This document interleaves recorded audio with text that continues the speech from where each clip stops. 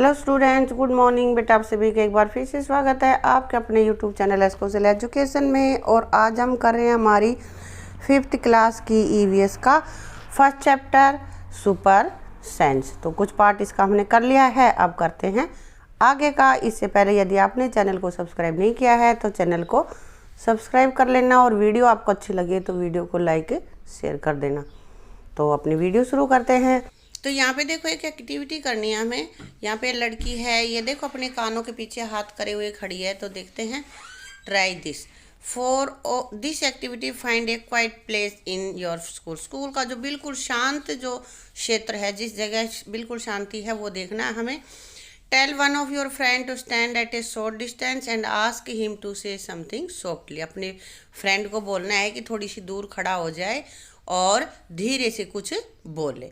The rest of you should listen carefully. और आपको बहुत ध्यान से उस बात को सुनना है कि वो क्या बोला है। Then all of you put your hands behind your ears as shown in the picture. जैसा पिक्चर में दिखाया गया है वैसे ही आपको अपने कानों के पीछे हाथ लगा लेने हैं। Let the same child say something again as softly as if before. पहले तो तुमने वैसे ही सुना था और अब अपने कानों के पीछे हाथ लगा लिए, तो उस बच्चे को अब बोलो कि फिर उसी तरह उतनी ही सॉफ्ट आवाज में वो बोले। In which case was the sound sharper, ask your friends too. कि पहले ज़्यादा तीखी आवाज़, तेज आवाज़ हमें सुनाई दी थी या अब कानों के पीछे हाथ लगाने के बाद सुनता, ये तुम भी अपनी बताओ और अपने दोस्तों से भी पूछो। पुट योर हैंड और योर ईयर्स और से something can you here your own voice. कह रहा है कि अपने हाथों के पीछे कानों के ऊपर अपने हाथ रखो और देखो कि तुम्हें कुछ सुनाई देता है या नहीं देता है। तो सुनाई देता है तो कान ढकने के बाद भी हम सुन सकते हैं, लेकिन थोड़ा कम सुनाई देता है ना। अब आगे फिर एक एक्टिविटी करवा रहा है। Sit near a desk, tap the desk once with your hand. कि बेंच के नज़दीक बैठो और फिर अपने एक हाथ से उसको एक बार थपथपाओ। लिसन केयरफुली, ध्यानपूर्वक उसको सुनो। न put your ear on the desk as shown in the picture. और पिक्चर में देखो ये बच्चा कैसे अपने कान को टिकाए बेंच पे लेट रहा है, तो इसी तरह से तुम भी करो। Then tap on the desk once again with your hand. और दोबारा बेंच पे टक टक करो। लिसन अगेन, दोबारा सुनो। Was there any difference in the sound of the tap. Tap tap की जो तुमने थपथपाने की आवाज़ की थी उसमें कुछ फ़र्क पड़ा है क्या? तो इसका आंसर रहेगा yes. When I put my year on the desk the sound was sharper. तो जब कान उस पर रख लिया तब हमें थोड़ी तेज सुनाई दी। क्यों? क्योंकि वो सुनने का जो एरिया है जो कान के पास का है, तो आवाज़ ज़्यादा वो कंज्यूम कर लेता है, इसलिए हमें ज़्यादा सुनाई देता है। This is how snake year. और यही वजह है कि सांप हमारी जो भी आवाज़ें हैं उनको सुन लेता है। कैसे? क्योंकि वो ज़मीन में जो थप थप की जो हिलन कंपन होती है उससे वो महसूस कर लेता है। They do not have external years which you can see. कि उसके बाह्य कान नहीं होते जिनको कि हम देख सकें, ऐसे नहीं होते। They only feel the vibration on the ground. ज़मीन में जो वाइब्रेशन होती है, हलचल होती है, उसको वो महसूस करते हैं, इससे उनको सुनाई देता है। अब आगे है sound sense message. High up on a tree A langur wants other danger like a tiger और लेपर्ड्स। तो कह रहा है कि आवाज़ से खतरे का जो संदेश होता है वो भी पहुंचाया जाता है। कैसे?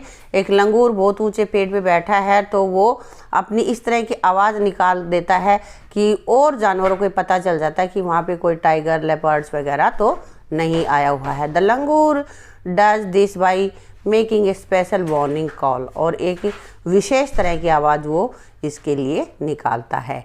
Birds also give alarm call to warn about the danger. Some birds even have different sounds of different kinds of danger. तो पक्षी भी कोई भी संकट होता है तो उसके लिए आवाज़ निकालते हैं, लेकिन और कुछ तो ऐसे भी हैं जो कि अलग अलग संकट के लिए, अलग अलग डेंजर के लिए अलग तरह की आवाज़ निकालते हैं, ताकि पता चल जाता है कि भाई कब कोई शिकारी आ रहा है या कोई जंगली जानवर आ रहा है, इस तरह से। ठीक है।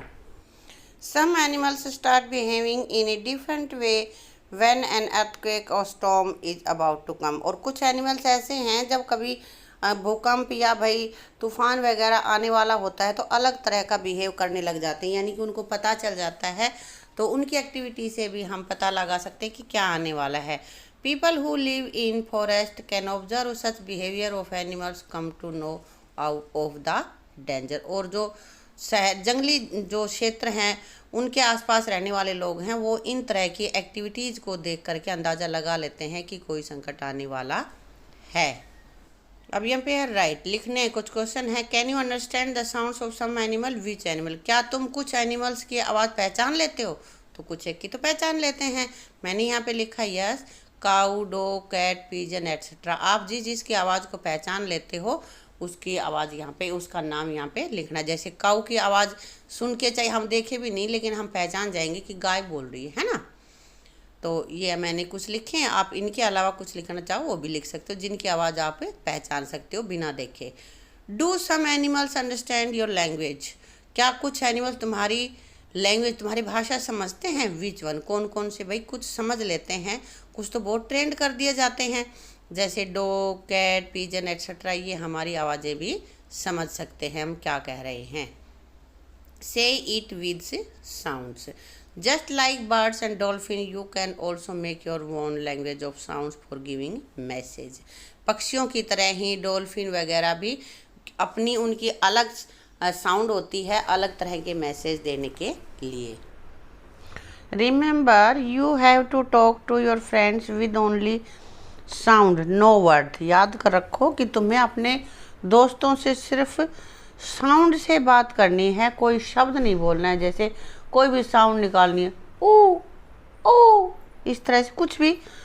How and when will you need to give an alarm call, कि तुम्हें कब अपने फ्रेंड्स को अलार्म कॉल यानी कि चेतावनी की एक आवाज़ देनी है। For example, when the teacher is coming to the classroom, जब अध्यापक आ रहे हो तब कोई विशेष साउंड जिससे कि तुम्हारे दोस्तों को पता चल जाए कि ये अलार्म जो दिया है, जो संकेत दिया है, ये टीचर के आने का है। Sleeping, walking. Some animals go into a long deep sleep in certain season. कुछ एनिमल्स ऐसे होते हैं जो कि किसी विशेष मौसम में लंबे समय तक सो जाते हैं।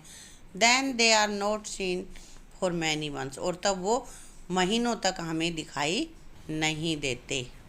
Have you notice that during the cold season you can't see any lizards. क्या तुमने नोटिस किया है कि सर्दियों के जब मौसम होता है, सर्दियों का समय होता है, तब तुम्हें छिपकलियाँ बहुत समय तक दिखाई नहीं देती। तो do you think they have gone, तो तुम्हारे विचार से तुम्हारे दिल में भी ये चीज़ें आती होंगी, वो कहाँ चली जाती हैं?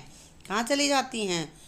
They move to warmer places, वो गर्म क्षेत्रों में, गर्म जगहों पे चली जाती है। जैसे दीवारों के अंदर कोई भी छोटा मोटा होल जहाँ पे हो वहाँ वो चली जाती, छिप जाती हैं ताकि उनको बाहर की सर्दी न लगे।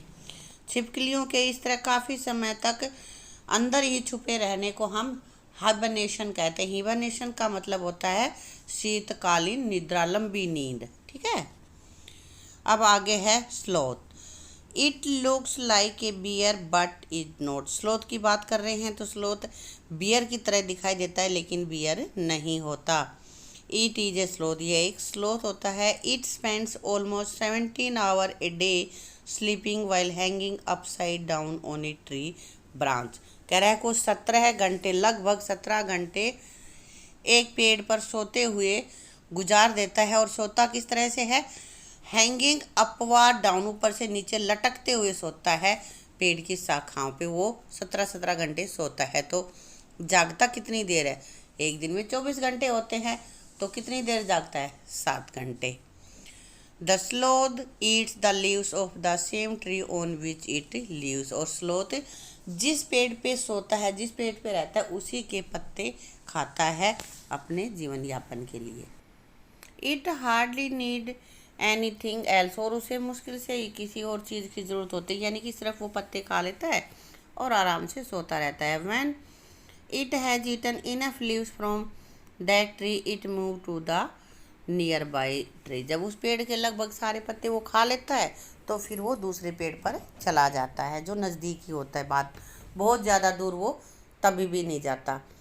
Sloth leave for about 14 year and in that time they move around only 8 trees। लगभग 40 साल तक जीवित रहता है और इन 40 सालों में वो केवल 8 पेड़ों तक की अपनी यात्रा करता है।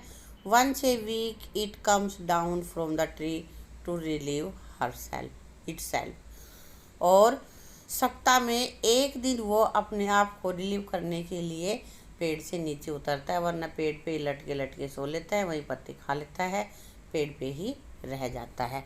अब देखो आगे अपने पास ना कुछ डायग्राम्स बनाए हुए हैं, उनमें टाइम दे रखा है 24 आवर यहाँ पे बनाई हुई है। तो क्या कह रहा है, time for which sloth is awake, कितने समय तक सोता है, अवेक जागता है, कितने समय तक जागता है। देखो यहाँ पे टाइम दिख रहा है, टोटल 24 है और 24 में से ये सारा डार्क है वो 18 आवर हैं। तो 18 आवर वो सो रहा है, कितने घंटे बच गए, 6 आवर वो अपना स्लोथ जागता है, बाकी पूरे टाइम वो सोता रहता है। अब ये सेकंड डायग्राम देखो, फिर से एक क्लॉक बनी हुई है 24 आवर्स की और यहाँ पे लिजार्ड है। तो क्या कह रहा है, how will you show the clock for how result in winter. तो जो घर में छिपकली रहती है वो सर्दियों में क्या करती है, कहाँ रहती है, तो इसको किस तरह से शो करोगे। तो हम इसको सारे को ही डार्क कर देंगे, क्योंकि छिपकली तो सर्दियों में पूरे टाइम ही सोती रहती है ना। अगर हम पे समर की पूछता तो हम अलग करते, लेकिन विंटर में तो वो गर्म स्थानों में चली जाती है, इसलिए वो सोती रहती है, पूरे को डार्क कर देंगे। तो इसी के साथ अपनी इस वीडियो को यही समाप्त करते हैं, बाकी बचा हुआ पोर्शन हम करेंगे अपनी अगली वीडियो में। अगर वीडियो आपको अच्छी लगी हो तो वीडियो को लाइक करना, शेयर करना और चैनल को सब्सक्राइब करना। Thank you.